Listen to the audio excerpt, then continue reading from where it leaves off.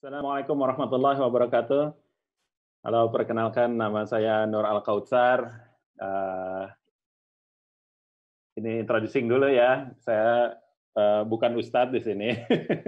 Jadi jangan terlalu berekspektasi tinggi buat teman-teman dari UMA ya, yang lagi di rumah aja bulan Ramadan ini, mudah-mudahan sehat semua ya. Ya, saya Nur Al-Kautsar, saya dulu adalah seorang musisi yang sekarang ya insyaallah lah, lagi belajar ya, karena hijrah itu kan merupakan sebuah proses ya. Jadi saya di sini minta doanya buat teman-teman umat semua untuk, diistiqomahkan dalam jalan Allah ya.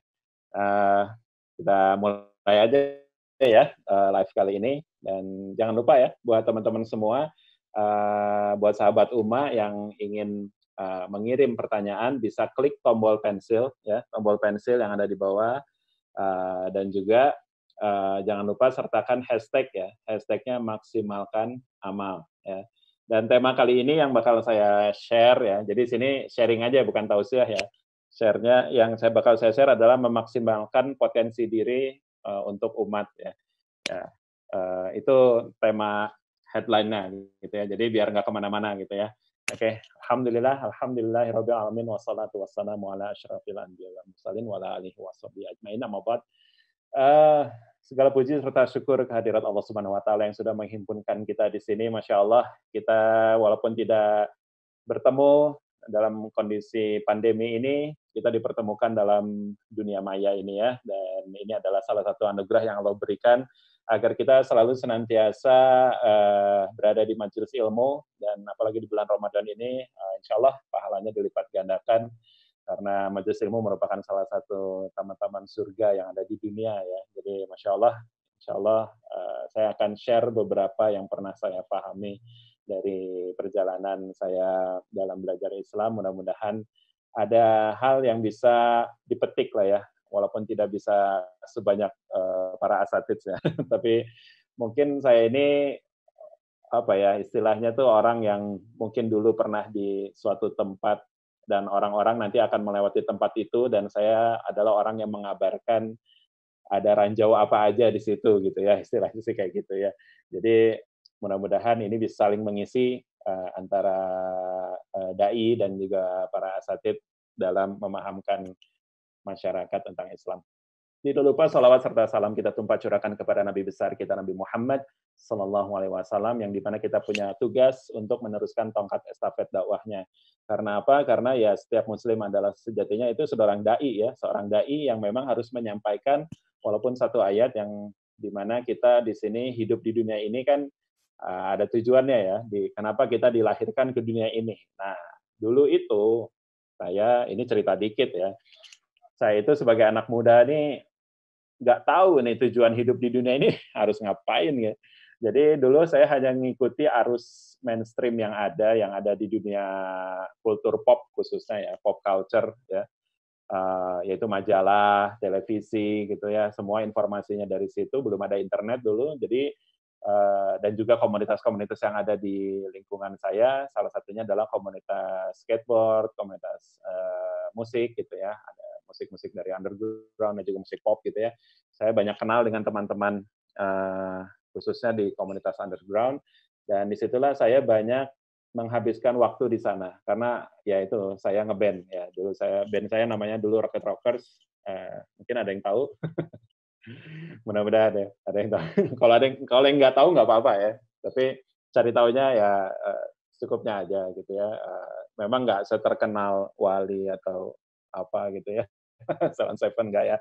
Tapi lumayanlah, udah beberapa kali malang melintang di MTV, di Dahsyat, Inbox, dan lain-lain, dan ya dulu saya mengalami karir dari bawah tanah, band indie, sampai ke mainstream gitu ya, ngalamin juga gitu ya, sehingga karakter saya dulu terbentuklah di band itu gitu ya, sebagai anak muda itu. Dan dulu tujuan hidup saya juga bingung, saya hanya ingin sukses, dikenal banyak orang dan orang-orang menghargai karya saya gitu ya, karya, lagu-lagu saya ketika ngeband gitu. Dan ini adalah, cita-cita saya dulu ya, salah satunya adalah pengen menjadi musisi, karena saya hidup di lingkungan keluarga yang memang menyukai musik dulu ya, dan dulu kajian-kajian ya belum seramai sekarang gitu ya, kecuali orang-orang atau keluarga-keluarga yang memang berafiliasi gitu ya dengan NU, Muhammadiyah, Persis dan segala macamnya gitu kan. Kalau keluarga saya sih nggak terlalu berafiliasi kemana-mana, sehingga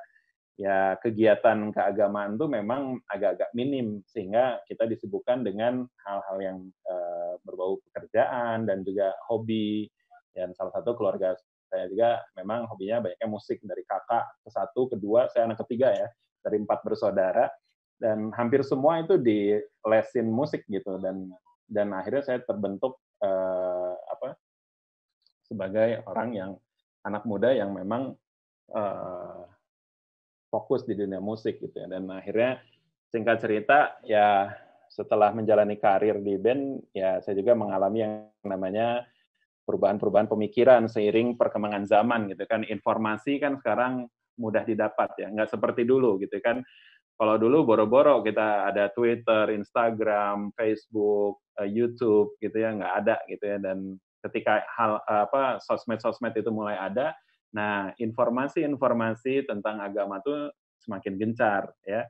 Salah satunya lewat Twitter, YouTube gitu kan. Ustadz-ustadz udah pada main Twitter kan, YouTube juga, dan itu relevan sekali dengan kegalauan yang saya alami ketika ngeband gitu. Ketika ngeband sih saya memang senang-senang aja gitu, cuman kok hari demi hari, waktu demi waktu tuh kayaknya saya mengalami hal-hal yang menjadi saya mempertanyakan diri saya sendiri, ini hidup saya mau dibawa kemana gitu. Apakah saya sampai akhir hayat hidup ini ngeband, menghibur orang, dan berkarya terus? Apakah ada hal lain yang memang harus saya lakukan gitu? Dan ternyata saya evaluasi diri lagi, ya muhasabah diri paling gampang tuh sebenarnya ya bacalah nama sendiri. Akhirnya saya membaca nama saya sendiri ya ketika naik pesawat gitu ya. Ketika lihat KTP kan suka serah terima KTP, identitas gitu ya. Dan ketika saya baca nama sendiri, nama Nur Al Kautsar gitu kan. Terus saya ingat-ingat lagi kelakuan saya, ya nauzubillah ya. Jadi ya ini salah satu muhasabah diri paling mudah itu adalah menginikan memuhasabahkan nama sendiri gitu ya, bercermin pada nama sendiri. Apakah nama yang diberikan orang tua dengan penuh harapan atau penuh roja ini adalah mewakili dengan perilaku kita gitu kan. Nama saya Nur Al Kautsar gitu kan. Itu diambil dari Al-Qur'an gitu kan, cahaya nikmat yang banyak gitu ya, atau cahaya dari telaga Al-Kautsar yang itu sangat-sangat surgawi mungkin ya. Apakah kelakuan saya ini surgawi juga enggak gitu kan. Ketika saya muhasabah diri lagi, oh jauh ya.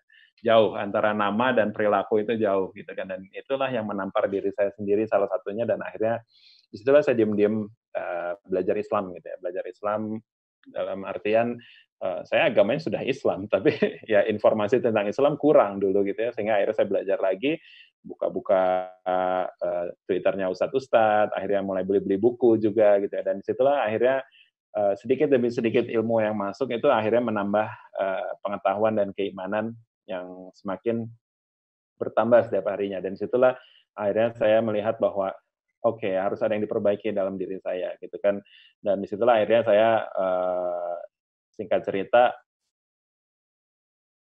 merubah ya mindset saya yang dulunya mungkin memiliki 3 virus pemikiran, cuman yang satu nggak terlalu akut ya. Yang pertama itu sekularisme, ya. Sekularisme itu adalah memisahkan kehidupan bernegara dengan kehidupan agama, atau misalkan agama dari kehidupan bernegara gitu kan.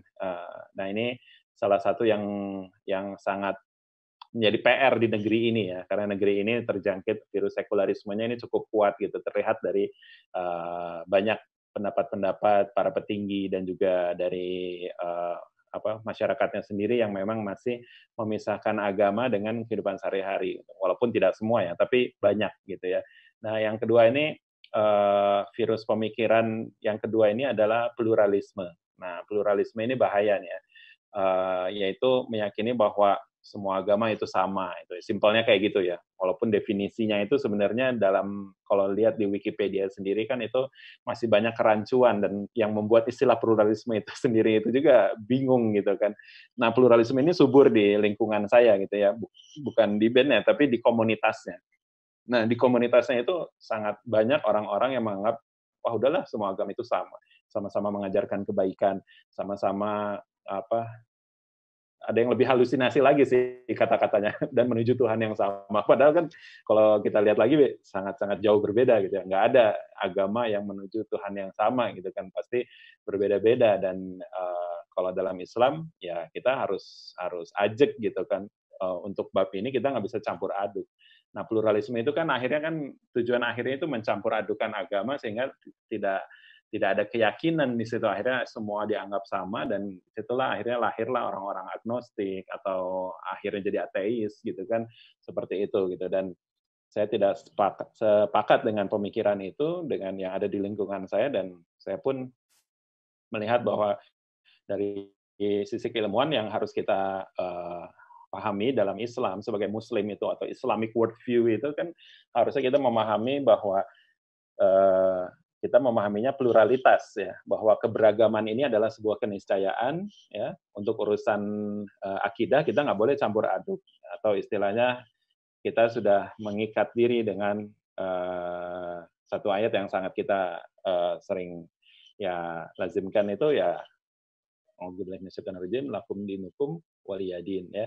Jadi bagimu agamamu dan bagiku agamaku. Jadi sebenarnya udah selesai di situ bab toleransi itu udah selesai. Tapi kan sekarang banyak orang-orang yang uh, masih ribut di wilayah itu gitu kan dengan kalau kita tidak mengucapkan selamat kepada hari raya agama lain kita dianggap anti kebinekaan gitu, dianggap apa ya orang-orang yang anti keberagaman gitu kan itu sangat-sangat ini ya istilahnya logical fallacy lah. Ada cacat logika di situ gitu kan. Nggak gitu juga gitu kan. Kita karena umat Islam itu dalam bab akidah itu harus kuat ya. Harus eksklusif, nggak boleh campur aduk gitu. Jadi bagimu agamamu silahkan gitu ya. Bagiku agamaku gitu. Tapi kita nggak bisa sama-sama merayakan hari raya yang berbeda-beda gitu kan. Nah, disinilah bab toleransi itu sebenarnya sudah 1.400 tahun yang lalu gitu ya semenjak apa ya Islam ada gitu kan bahkan semenjak Nabi Adam ya bahwa tauhid ini udah harus sangat kita pahami gitu kan sehingga kita tahu mana batasan akidah kita mana batasan kita dalam bermuamalah atau kita bermasyarakat gitu kan dalam bersosialisasi habluminan nasnya gitu kan. Nah, dalam habluminallah kita emang harus eksklusif karena tiada Tuhan selain Allah, la ilaha illallah Muhammad Rasulullah.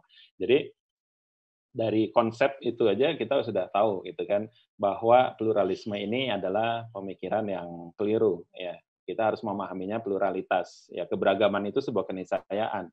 Ada Hindu, Buddha, Kristen, Konghucu segala macamnya itu memang ada di masyarakat, tapi kita punya pagernya untuk urusan akidah yaitu lakum dinukum waliyadin dalam memahami konsep dalam berinteraksi ya agar kita tauhidnya tidak tercoreng dengan mencampur adukan agama ya atau mencampur adukan kegiatan keagamaan gitu kan. Nah, ini yang bahaya nih sekarang memang harus banyak yang ya dipahamkan lah untuk bab ini gitu ya. Nah, yang terakhir itu yang sangat akut di saya itu adalah virus pemikiran yaitu liberalisme itu sendiri. Nah, liberalisme ini kan memahami bahwa kebebasan itu adalah dipayungi oleh yang namanya HAM.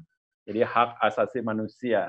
Kalau sekarang banyak yang pakai baju tuh humanity above religion. Nah, hati-hati ini ya. Itu ada sangkut pautnya juga dengan pluralisme dan memang kemanusiaan itu memang harus kita indahkan gitu. Tapi kalau kita mengenal Islam itu udah whole package man ya. Kalau lo benar mengaku humanis ya, ya Islam ini udah sangat humanis ya. Jadi tidak perlu kita mencampur adukan yang lain untuk bab humanis ini di dalam Islam ini udah sangat luar biasa ya. Bahkan dalam bab perang aja kita nggak boleh motong pohon sembarangan, tidak boleh membunuh manula atau perempuan dan bayi ya gitu kan. Banyak hal-hal yang sangat humanis dari Islam gitu kan. Idul Adha kita membagikan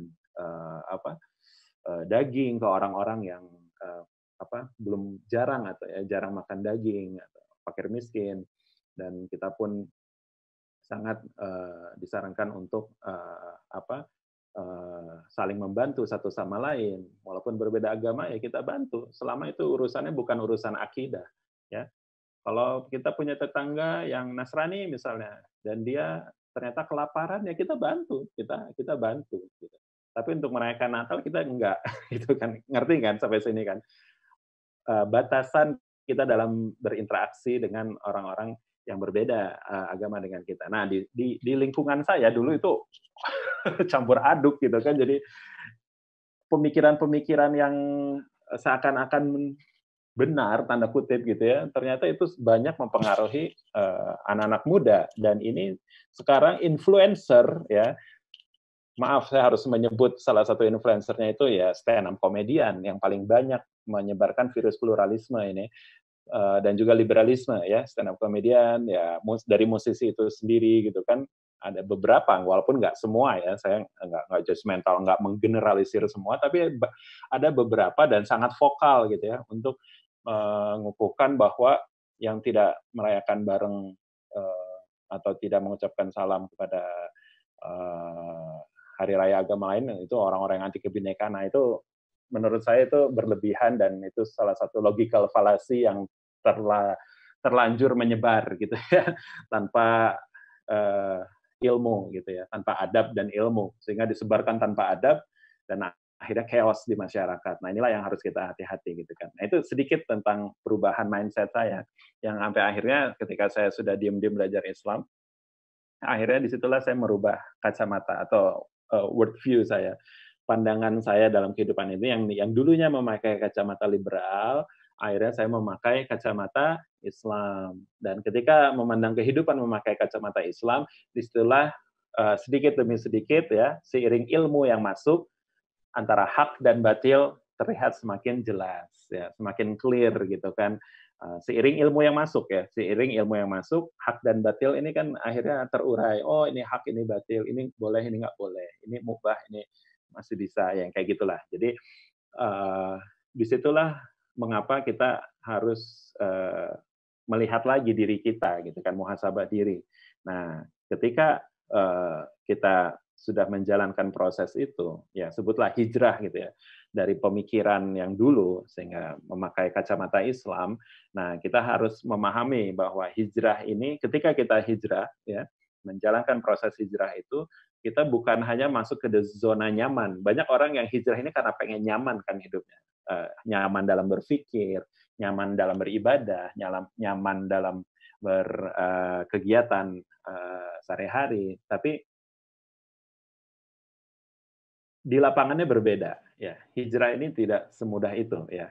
Bukan berarti saya nakut-nakutin hijrah susah, enggak juga, tapi dibutuhkan sudut pandang yang memang kita memahami bahwa hijrah ini bukan hanya untuk mensolehkan diri pribadi, bukan untuk saya udah tahu nih dulu saya banyak melakukan dosa dan segala macamnya, tapi ketika kita berhijrah, bertaubat, insaf ya kalau zaman dulu banyak yang sebutnya tuh, dan kita disibukkan dengan kesolehan pribadi, nah ini keliru.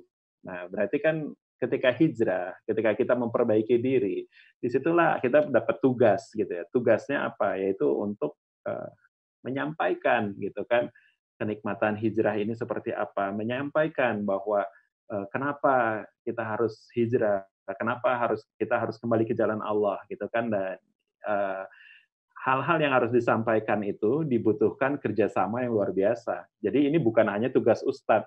Nah, tugas kita atau saya ya, yang sekarang lagi proses menjalani proses hijrah ini, adalah bagaimana meringankan tugas para ulama, tugas Ustadz di lapangan, gitu ya. Jadi saya mah istilahnya gini, ketika kita sudah dikit-dikit belajar tentang Islam segala macam, kita wakafkan diri kita untuk umat. Ya. Jadi kita tanya ke Ustadz, apa yang bisa kita bantu? Apa yang dibutuhkan di lapangan? Apa yang harus kita sinergikan? Nah, ini dia. Ini yang ditunggu-tunggu para ulama dan para ustadz adalah sinergi. Ya, jadi kita sebagai orang yang memang punya potensi ya, untuk hal-hal yang tidak bisa dilakukan oleh para ulama dan para ustadz, harus mewakafkan potensi kita untuk kemenangan Islam ini, untuk umat ini. Nah, jadi mindset-nya ketika sudah berhijrah itu selain kita memperbaiki diri sendiri, tapi kita juga mewakafkan diri untuk Islam, ya. Karena dengan mewakafkan diri untuk Islam, kita akan disibukkan terus dengan hal-hal yang kebaikan, gitu kan. Kadang kan bingung udah, masa kita mensolehkan diri sendiri terus ya ke masjid baca Quran, itu sangat bagus sekali gitu. Tapi ketika lingkungan kita ada yang kelaparan, lingkungan kita ada yang kebanjiran, lingkungan kita ada yang terkena 3 virus pemikiran tadi, sekularisme, pluralisme, liberalisme gitu kan. PR ini ternyata umat banyak banget, dan itu kalau hanya dilakukan oleh ulama dan ustadz untuk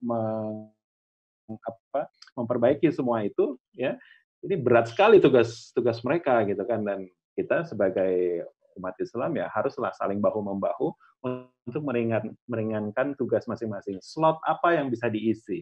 Nah, itu berarti kan untuk memaksimalkan tema kali ini kan memaksimalkan potensi diri untuk umat. Jadi kenali dulu potensi diri kita apa. Oh, saya potensinya memasak gitu. Oke, dan itu bisa dijadikan catering gitu kan. Misalnya dapat dana dari mana, jadikan catering untuk acara kajian di mana gitu kan, itu bisa banget ya. Atau hanya sekedar, ya saya hanya bisa nyetir mobil gitu, itu bisa buat ngantar ustadz ya. Ustadznya telat misalnya di stasiun nih gitu kan, wah jemput, saya dulu pembalap gitu kan, wah langsung digeber gitu, paling ustadznya agak-agak stres aja gitu. Nah, itu kan hal-hal yang mungkin bagi kita kecil, tapi itu efeknya sangat besar ya. Bayangin kalau acara kajian telat ya, terus jamaah udah banyak nungguin, berapa waktu yang tersita tuh ya untuk ilmu yang harus disampaikan itu, wah itu orang yang senang kebut-kebutan bisa bermanfaat. Nah, itu jadi kenali potensi diri kita apa ya, dan wakafkan untuk Islam. Dan yang terpenting adalah apa? Luruskan niat. Nah, niat kita ini adalah selalu untuk ridho Allah. Ya, jangan sampai salah niat. Jadi niatkan potensi diri kita ini untuk mendapatkan ridho Allah. Ya Allah, saya punya potensi ini, saya punya potensi mendesain, saya punya potensi untuk membuat video, saya punya potensi untuk membuat back sound atau nasyid gitu kan. Ya maksimalkan gitu, maksimalkan dan konsultasikan dulu ke ustadz ya, bagaimana track-tracknya agar tidak keluar jalur. Nah, itulah baru kita maksimalkan dengan niat yang lurus untuk menggapai ridho Allah ya, fisabilillah ya, untuk di jalan Allah. Dengan begitu kita akan insya Allah ya, poinnya tuh akan wah, pahalanya luar biasa ya, insya Allah ya. Allah akan berikan pahala yang luar biasa untuk orang-orang yang mewakafkan dirinya untuk kemenangan Islam. Nah, setelah kita niat yang lurus ya, potensi diri kita sudah kita kenali gitu ya, kita harus mengenali ceruk ya, ceruk dakwah yang bisa kita isi. Nah, gitu ya. Oh, ternyata komunitas ini bagus, tapi ternyata kurang untuk masalah desainnya. Nah, bisa tuh kita wakafkan diri untuk kajian-kajian yang ada. Ternyata kajian yang ini adalah kajian yang cocoknya untuk orang-orang yang sudah berumah tangga. Nah, dia bisa maksimalkan tuh potensi dirinya untuk mencari algoritma di YouTube gitu ya, atau di Facebook gitu ya, orang-orang yang sudah berumah tangga, usia-usia rumah tangga untuk dimaksimalkan untuk kajian-kajian khusus gitu kan. Ada juga yang misalnya untuk sponsor-sponsornya gitu kan, untuk kajian kan kalau ada sponsor itu bagus banget gitu ya. Sponsor-sponsornya yang cocoknya apa nih untuk kajian-kajian seperti kajian keluarga atau kajian anak muda gitu kan, sponsornya apa, kita ajak ya. Bahkan kita bisa mengajak ke sponsor misalnya anak muda, ada kajian anak muda, minta sponsor ke sponsor yang memang mungkin owner-nya belum dekat dengan Islam, kita dekati ya, mau nggak support acara kajian kami gitu kan, gini.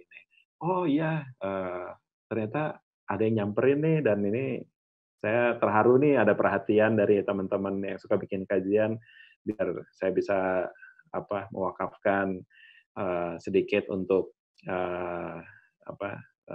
lancarnya acara ini gitu kan. Jadi banyak hal yang bisa kita cari gitu kan. Jadi kita juga harus mengenali ceruk ceruk pasar dakwah kita ini seperti apa, tanpa kita, ini ya, mengkotak-kotakan maksudnya tapi setiap setiap, komunitas itu kan pasti ada fokusnya masing-masing gitu kan.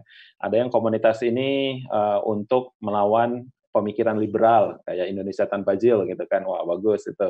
Berarti ceruk dakwahnya di sini, penyaluran informasinya harusnya ke sini. Nah gitu. Ada juga yang, komunitas yang memang di dunia ta'aruf, misalnya ta'arufan atau banyak ya terang ta'aruf misalnya kan. Nah, ceruk dakwahnya di sini gitu kan, ya distribusi informasinya harusnya ke sini gitu kan. Ada juga yang, misalnya, fokus dakwahnya di, bagian muamalah gitu kan, masalah, urusan-urusan riba atau kayak gitu gitu kan, ini ke sini ceruk dakwahnya. Nah, akhirnya dari ceruk-ceruk itu yang ada, nanti orang tinggal pilih ketika ada masalah gitu kan, enak kan gitu kan. Nah, salah satunya platform, Huma ini luar biasa ya. Nah ini ketika udah ada tipikal-tipikal yang ada, oh kalau saya pengen mengenal tentang bab ekonomi Islam ke sini, tentang ta'aruf ke sini, tentang bahaya pemikiran gitu kan ke sini gitu kan. Nah inilah yang harus dilakukan anak muda ini bisa, membreakdown apa saja yang bisa menjadi pilihan untuk umat ketika umat mengalami yang namanya kebingungan.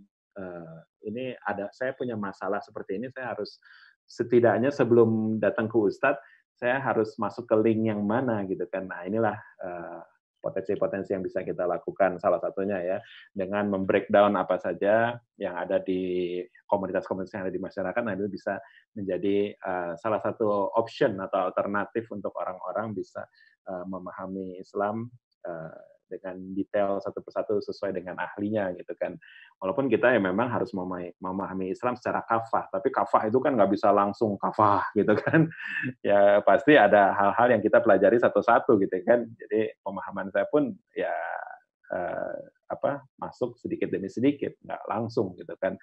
Nah, semua butuh proses. Nah, yang Allah cintai itu adalah proses gitu kan, bukan result, bukan hasil gitu kan. Jadi nikmatilah proses ini dan terus luruskan niat. Kenapa niat itu tidak hanya sekali, harus terus-terusan. Bahkan detik ini juga saya harus meluruskan niat ketika ngomong kayak gini gitu kan. Ketika berhadapan dengan kamera ini gitu kan. Apa niat saya gitu kan. Nah, ini harus dilurusin lagi, semua hanya untuk menggapai ridho Allah gitu kan. Nah, oke, yang ketiga nih ya, setelah kita meluruskan niat, mengenali potensi diri, mengenali ceruk dakwah kita, ya, apa saja yang bisa kita isi dan apa saja yang bisa kita kompilasikan ya untuk masyarakat. Nah, kita akhirnya terakhir ini kita harus memaksimalkan yang namanya ikhtiar dan doa ya. Jadi ikhtiarnya kita maksimalkan ya, kita ya Allah, saya sudah ikhtiar dengan potensi saya ya, kita lakukan terus ya gerakan-gerakan yang bisa memenangkan umat dan eh, jangan lupa ya doa ya, mengadulah kepada Allah gitu ketika mengalami kesulitan ya, jangan dulu curhat di sosmed mungkin ya, sujud malam-malam ya, eh, kita muhasabah diri dulu ya, ada yang salah dengan saya.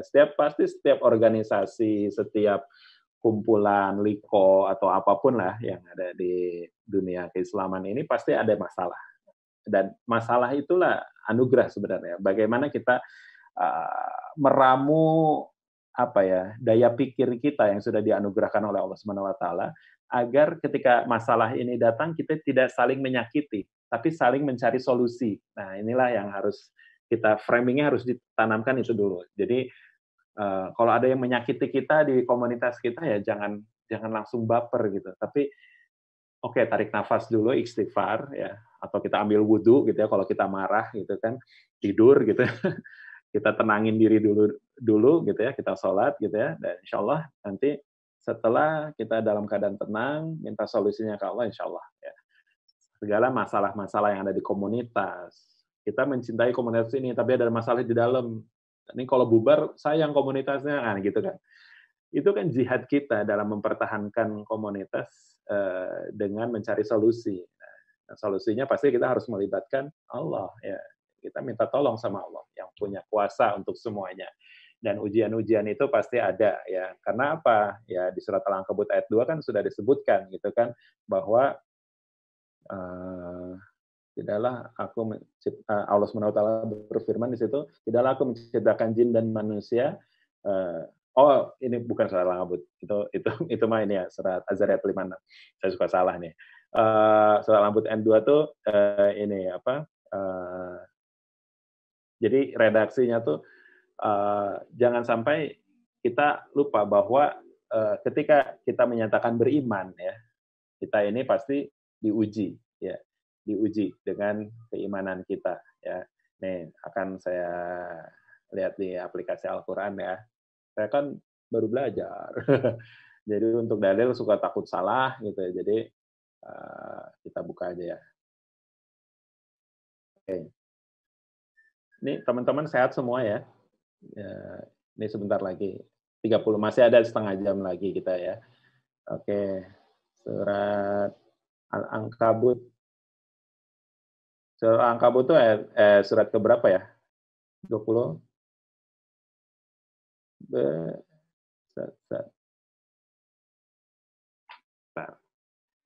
Biar suasananya live banget. Jadi saya bakal search ya.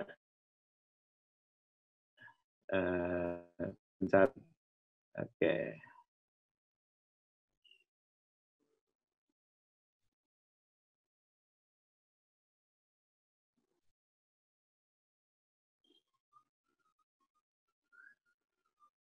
Ya intinya apa? Ya saya jadi deg-degan kalau nyariin jadi nggak answer ya. Bahwa di surat Al-Ankabut ayat 2 kan kita sudah tahu bahwa ketika kita menyatakan beriman, kita ini pasti mendapatkan yang namanya ujian. Ya. Dan ujian itu adalah untuk menguji apakah kita bermain-main dalam hijrah ini, dalam beriman ini, atau kita benar-benar serius dalam beriman gitu kan. Nah inilah yang menjadi salah satu patokan kita bahwa memahami ujian ini adalah dengan melihat bahwa itu bentuk perhatian yang Allah berikan kepada kita agar kita ketika melakukan sesuatu ini ketika mendapatkan terpaan gitu ya atau ujian ya segala macam masalah ya, kita harus kembalikan lagi masalah ini kepada Allah gitu ya dengan berdoa dan memaksimalkan pemikiran kita dan ilmu dan adab kita ya karena adab itu kan sebelum ilmu jadi gunakan adab kita dulu ya dalam bermasyarakat ya insya Allah nanti segala macam permasalahan bisa selesai ya. Nah kita kan punya tujuan ya ketika hijrah ini kan kita mewakafkan diri untuk kemenangan Islam. Sebenarnya apa sih yang dulu dilakukan para sahabat gitu ya untuk kemenangan Islam ini? Ini akan saya breakdown ya. Ada lima hal yang dilakukan para sahabat untuk kemenangan Islam itu. Yang pertama itu adalah nuzumul jamaah, ya persatuan umat. Nah, selama kita dalam koridor Ahlus Sunnah wal Jamaah ya, dalam koridor yang kita adalah ahli kiblat ya, insya Allah kita harus ya mengutamakan yang namanya persatuan umat ya persatuan umat breakdown lagi tujuan yang sama dalam bermasyarakat dan beragama ini dan disitulah yang akan menguatkan umat Islam karena musuh-musuh Islam sekarang lagi mencoba untuk mencerai-beraikan kita ya. Makanya untuk kemenangan Islam itu salah satunya adalah nuzumul jamaah persatuan umat ya. Yang kedua itu ittiba'us sunnah nyalakan sunnah-sunnah, hidupkan sunnah, kenali lagi sunnah. Ya, saya pun ini catatan buat diri saya pribadi ya. Jadi sunnah itu bukan hanya sekedar ini jenggot atau apa secara fisik, tapi banyak dari segi pemikiran, pemahaman tentang hadis dan juga aplikasinya di masyarakat dan juga dalam makanan, dalam minuman ya. Dan ketika kondisi pandemi ini pun kita kembali lagi kan ke hadis-hadis Nabi yang menyarankan dalam mempertahankan kesehatan ini kan banyak ya resep-resep apalagi sekarang Masya Allah ya ada Ustadz yang sedang ramai menjadi narasumber untuk Tibun Nabawi ya itu Ustadz Jadul Akbar Masya Allah ya mudah-mudahan Dokter Ustadz Jadul Akbar ya, selalu dilindungi oleh Allah Subhanahu Wa Taala ya. Dan hal-hal seperti itulah yang bisa, menjadi apa ya, menguatkan kita ya. Poin kedua ini kan ittiba'us sunnah. Setelah nuzumul jamaah, persatuan umat, hidupkan sunnah, yang kedua ittiba'us sunnah ya, yang ketiga tilawatil Quran. Nah, inilah yang kadang kita lupa ya. Kadang-kadang kita sibuk dengan berorganisasi atau sibuk dengan, kita, apa, interaksi dengan komunitas kita sehingga lupa namanya tilawah gitu kan.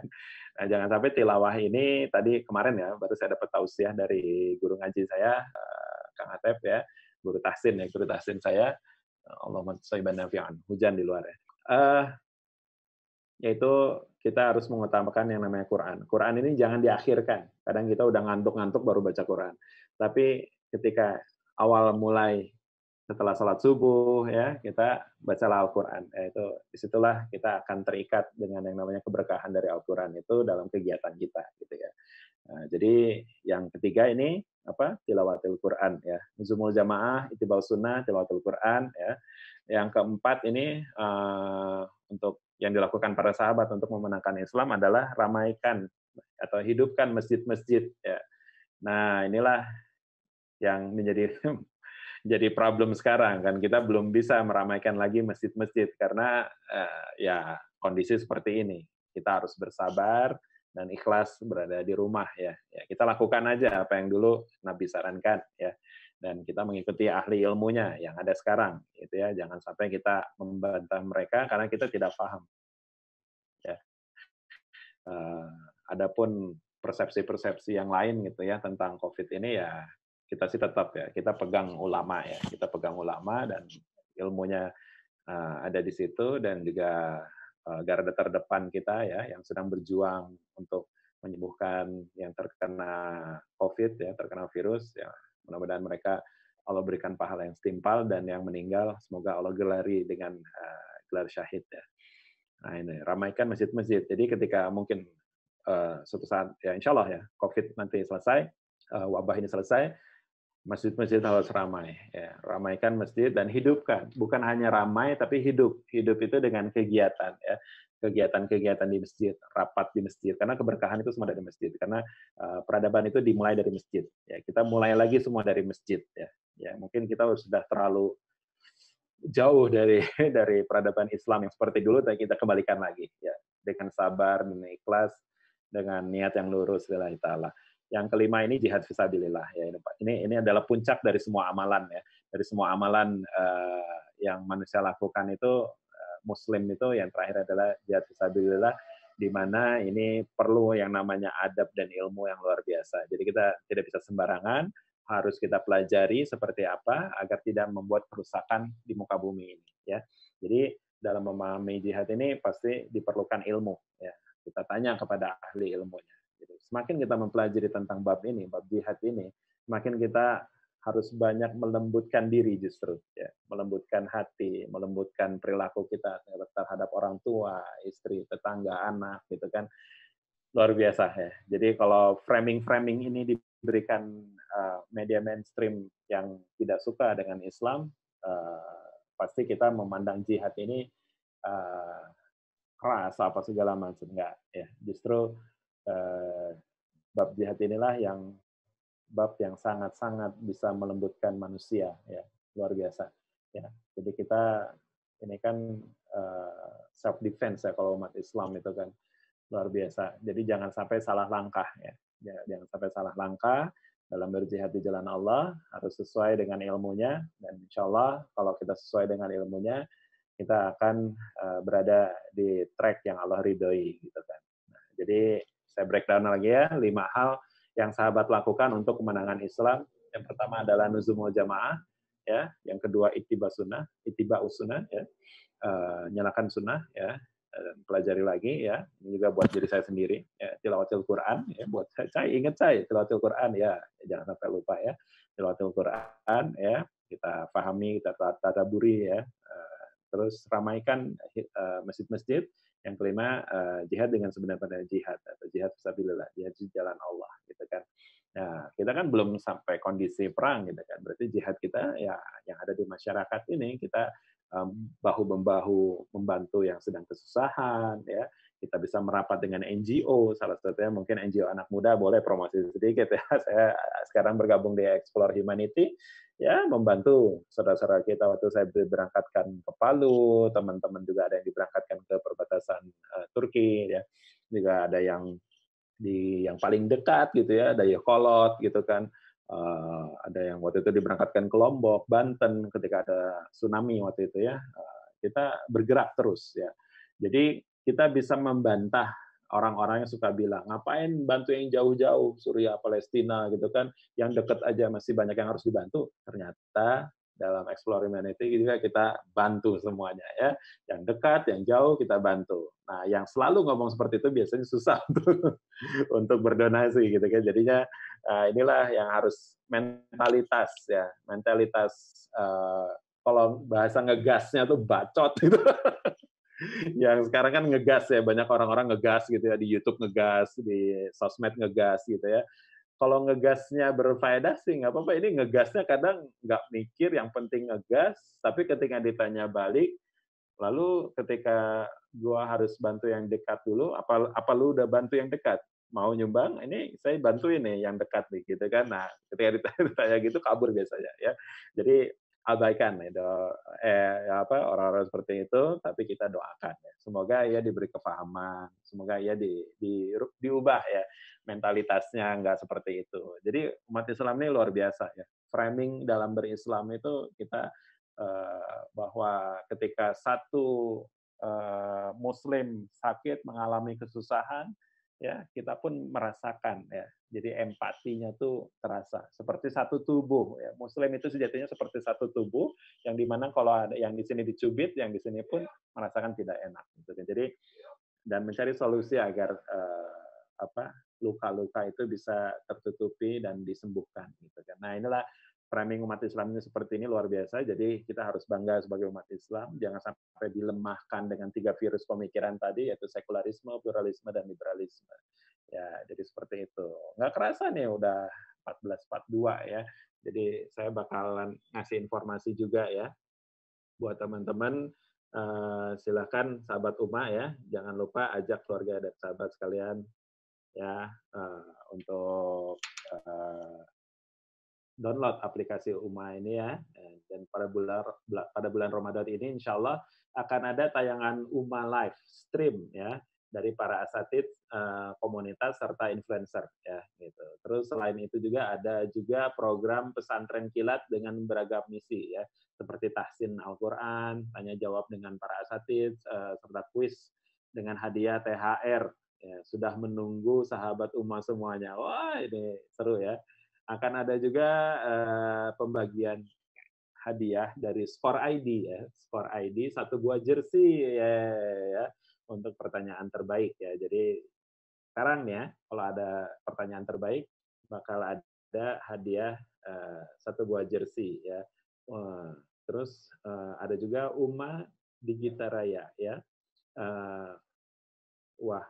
Wahyu ya dan Northstar sedang melakukan penggalangan dana nih ya untuk program kemanusiaan di kitabisa.com ya. User Uma yang ingin menyumbangkan dananya bisa berpartisipasi dengan ketik pencarian ya, di search aja kata Digitaraya. Digitaraya ya. Nah, pastikan sahabat Uma bisa memanfaatkan Uma live stream ya, dan serta program Ramadan Uma, insya Allah berkah Ramadan kita dapatkan bersama ya. Jadi semoga berkah Ramadan kita dapatkan bersama ya. Nah ini ada juga, pertanyaannya mana nih?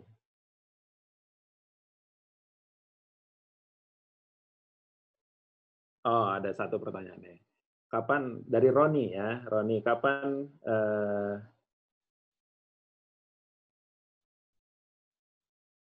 saatnya gaspol dan kapan saatnya slow down dalam ikhtiar dakwah kita, maksimalkan amal. Saya tuh bukan ustadz ya, jadi sebenarnya saya hanya bisa jawab dengan kapasitas saya ya. Jadi ya Bismillah, saya minta pertolongan kepada Allah, semoga jawaban saya tidak melanggar syariat ya.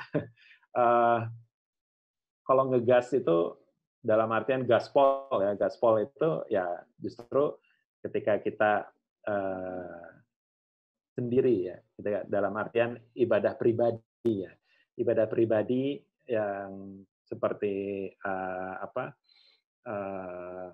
puasa Senin Kemis, sholat 5 waktu ya, atau tahajud ya, kita gaspol ya, tapi gaspolnya tetap ya dalam sesuai kemampuan kita ya. Di zikir pagi petang kan ada tentang sesuai kemampuan kita nih. Ya. Jadi ketika sholat tahajud kita bisa gaspolnya cuma 2 rakaat ya sudah. Ditutup witir 3 rakaat gitu kan. Sudah, begitu saja dulu. Tapi konsisten gitu kan. Saya pun kadang nggak konsisten gitu. Dulu pernah gaspol, wah 11. Tumbang di hari keberapa udah lewat gitu. Bahkan kelewat aja gitu. Jadi inilah hal-hal yang harus kita melihat kapasitas diri dulu. Gaspolnya sejauh mana gitu kan. Ternyata gaspolnya baru bisa 2 rakaat, ya itu 2 rakaat terus. Nanti ketika Allah tambahkan lagi kenikmatan dalam menjalankan sunnah-sunnah salat sunnah kita, ya nanti kita tambah lagi gitu kan sesuai kemampuan kita ya. Terus kapan harus slow down juga ya. Ketika slow down tuh mungkin ketika banyak masalah kali ya. Ketika di komunitas gitu ya ada masalah, kita jangan terlalu gaspol dulu untuk berpendapat atau apa, tapi kita kita kumpulkan dulu, musyawarah gitu ya kan. Umat Islam nih punya solusinya musyawarah. Musyawarah dalam keadaan sudah berwudu, sudah istighfar semuanya segala macam, yuk ketemu gitu ya. Jadi jalani dulu sunnah-sunnahnya agar kita tidak dalam keadaan marah gitu ya. Sehingga kita ketemu dalam keadaan mencari solusi, mencari ridha Allah, itu aja ya. Terus yang kedua dari Dika, bagaimana hubungan Akang sekarang dengan komunitas sekuler kultural liberal yang disebutkan tadi, benar-benar menjauh atau berusaha mendakwai mereka?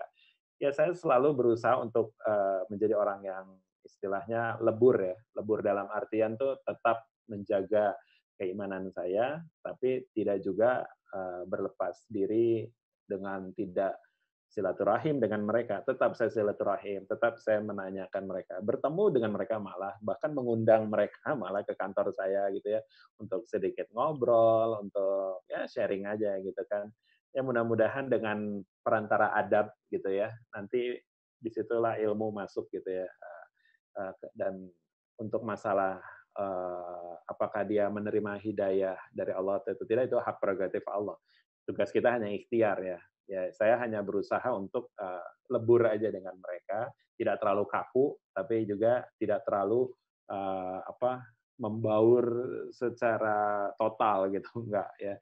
Saya juga punya batasan yang memang oh ini sampai sini berarti saya udah harus pulang gitu kan, seperti itu. Uh, Ya, kalau berusaha untuk mendakwai mereka ya dengan cara saya aja sih sebenarnya, nggak langsung qala Rasulullah SAW, nggak.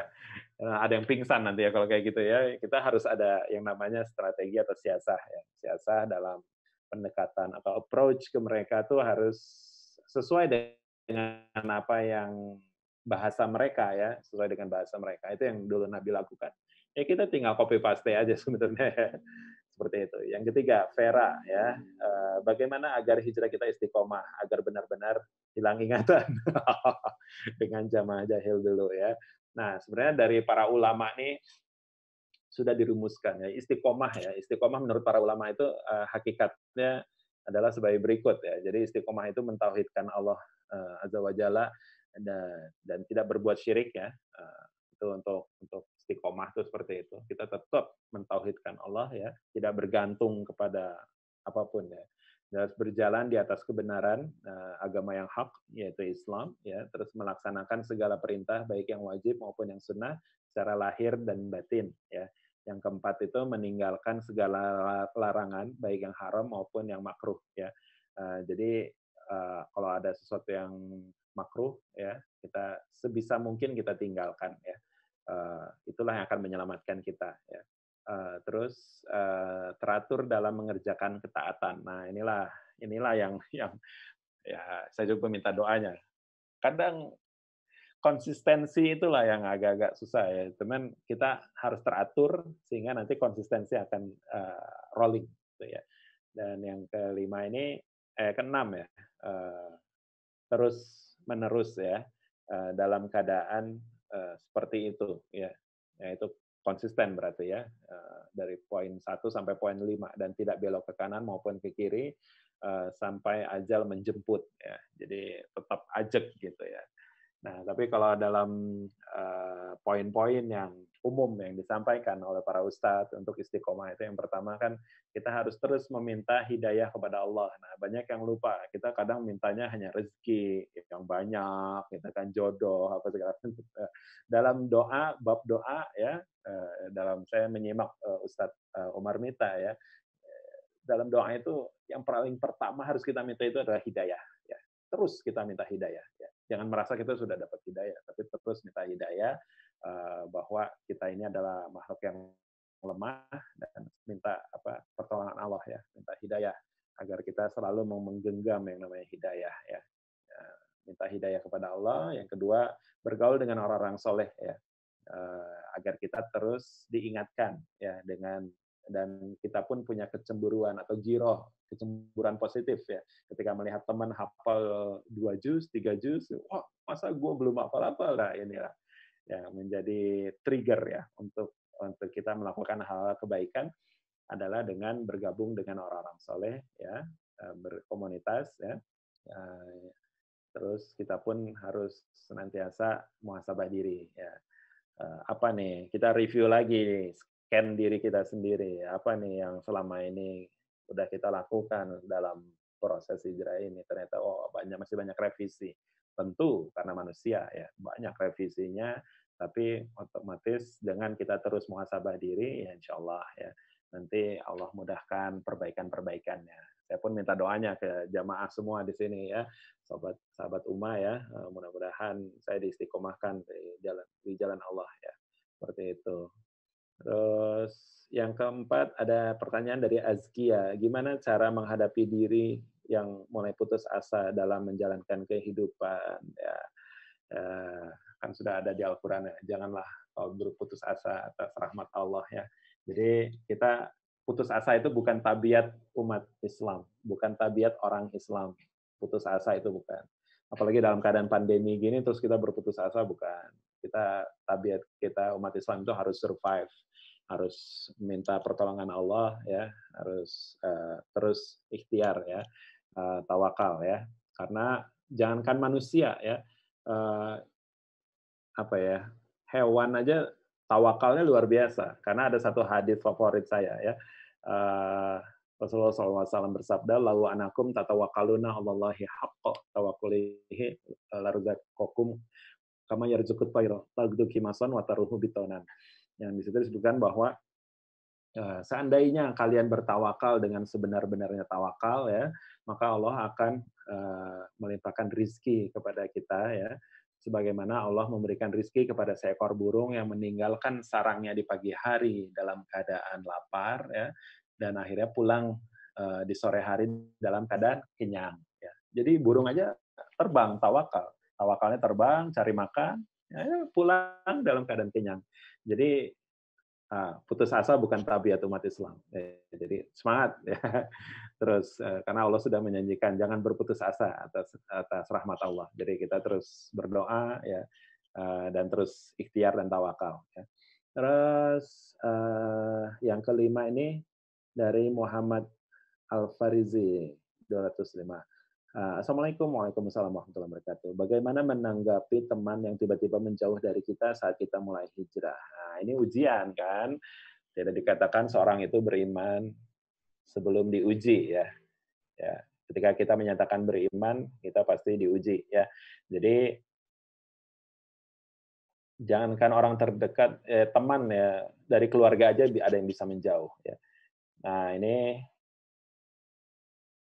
saya pun mengalami banyak. Yang unfollow saya banyak banget.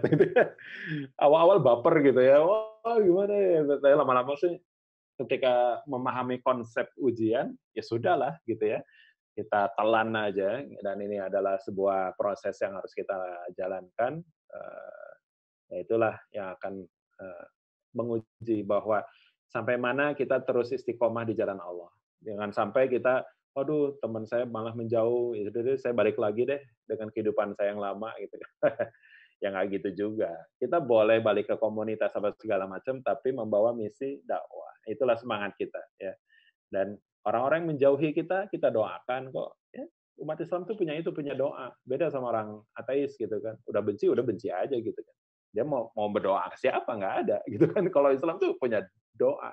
Doa adalah senjata orang mukmin, masya Allah ya. Makin mantap ya keimanan kita ya. Kalau udah ada apa rujukan-rujukan seperti itu kan kita makin ajak dalam hijrah kita, dalam dalam keyakinan kita untuk terus berada di jalan Allah, gitu kan. Berarti jangan lembek-lembek ya, jangan hilang ingatan ya. Oke, eee, pilih nih ya pertanyaan terbaik ya, yang bakalin dapat jersey dari siapa nih? Ya, dari Score ID ya.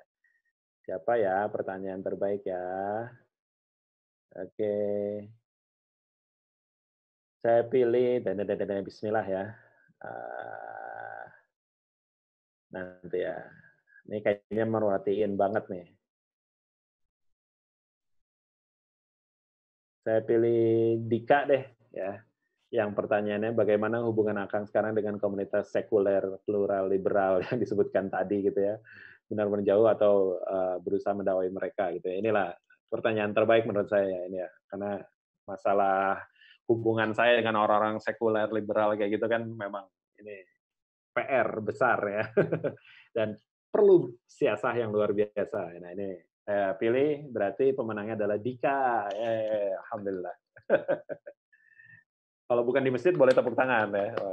Fikih tepuk tangan ya. Tepuk tangan itu dibolehkan di luar untuk apresiasi dan untuk memperbagus ini, memperbagus nasyid itu boleh tepuk tangan. Itu yang saya baca. Wallahu a'lam bishawab ya. Terus buat kamu yang ingin update berita dunia olahraga terkini bisa juga kunjungi situs Sport ID selama Ramadan ya. Juga terdapat berbagai konten menarik di YouTube Sport eh, Indonesia yang bisa jadi teman untuk berbuka ya. Jangan lupa juga di-follow akun Instagramnya di @score_indonesia, SKOR Indonesia ya. Jadi terima kasih buat Score ID buat hadiah jersinya buat penanya terbaik ya. Ini nggak kerasa ya, udah 14.58. Saya ucapkan mohon maaf ya kepada teman-teman apabila ada salah ucap, ada sesuatu yang tidak mengenakan di hati, ada dalil yang tidak tepat, mohon diperbaiki karena saya bukan ahli ilmu. Mudah-mudahan jadi ahli ilmu ya. Mudah-mudahan Allah fahamkan saya karena kefahaman itu akan Allah berikan sesuai dengan niat yang lurus. Semoga niat saya selalu lurus lillahi ta'ala hanya untuk menggapai ridho Allah dan mudah-mudahan kita semua disehatkan dalam pandemi ini dan kita semua memaksimalkan ya seperti hashtag kita ya maksimalkan amal di bulan Ramadan ini.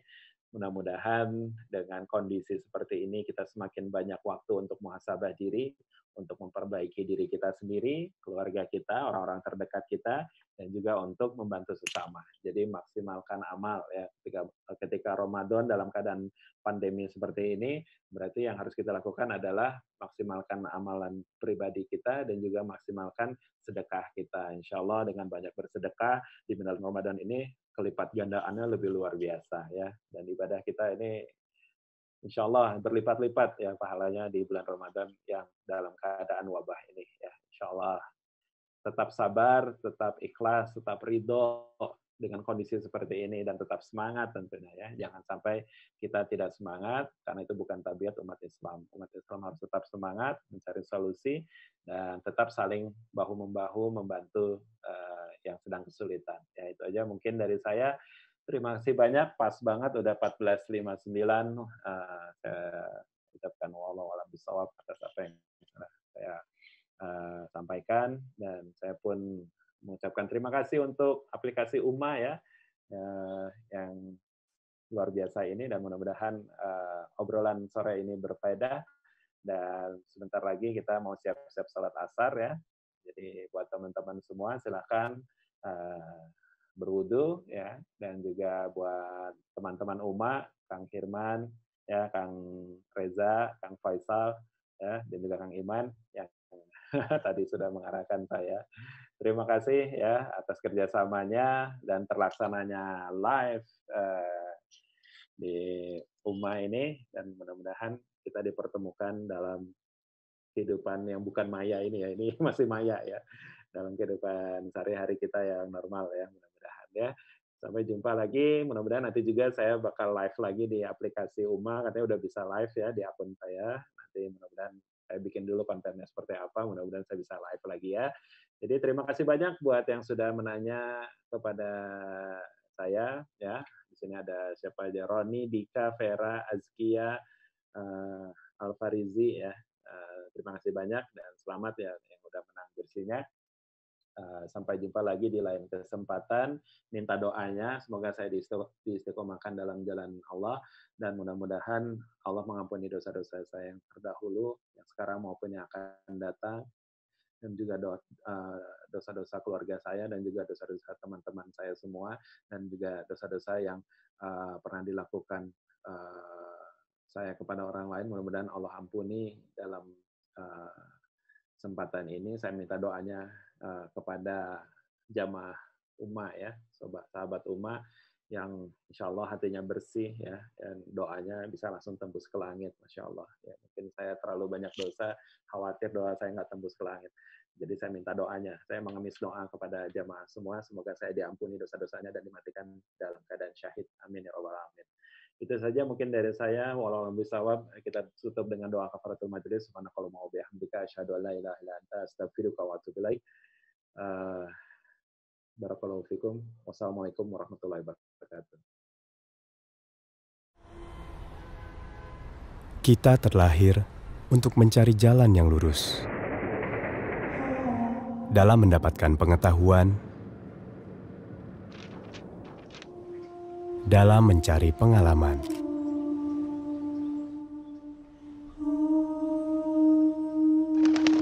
dan dalam mengemban amanah untuk menjadi manusia yang lebih baik. Namun, dalam perjalanan kita, dunia tidak selalu sejalan dengan keyakinan.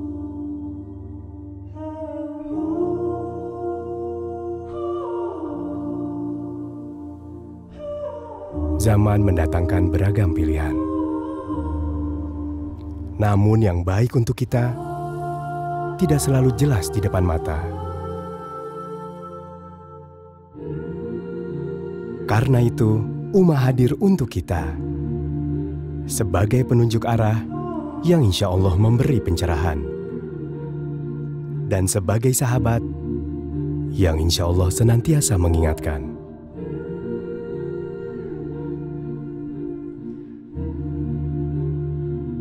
Dalam perjalanan kita pulang menuju jannah, Uma, teman ibadahmu.